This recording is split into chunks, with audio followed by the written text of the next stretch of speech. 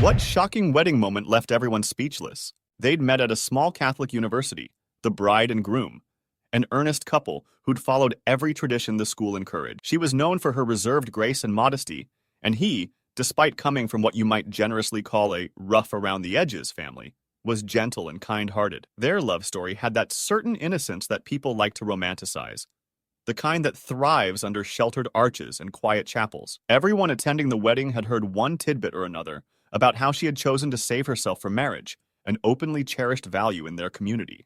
The ceremony had been beautiful.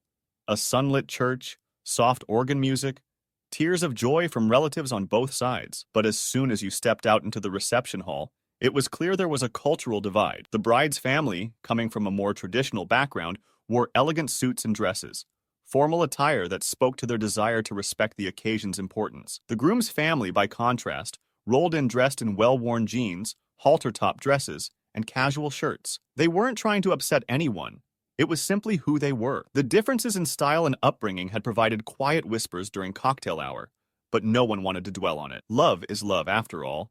And what do clothes really matter? By the time everyone was seated for dinner, spirits were high, and the open bar had softened the edges of any judgment. Friends and relatives offered speeches, toasts, and well wishes. The best man told charming stories of the groom's kindness and the bride's compassion. A bridesmaid recalled late-night study sessions and shared dreams. The microphone then passed to the groom's father, and while some wondered what he might say, after all, he had a reputation for being a bit rough-spoken, no one could have predicted what came next. He began simply enough, talking about families coming together, making a few mild jokes about how their two clans were as different as day and night. The room listened politely, though some eyebrows rose at the casual tone. Then, out of nowhere, he stepped behind a curtain near the stage and pulled out a walker, the kind typically reserved for the elderly or the infirm. Holding it up triumphantly, he started to insinuate that after tonight, her wedding night, the bride was going to need this device to get around. The implication was painfully clear. He was making a loud, crass joke about his son's sexual prowess and the bride's innocence.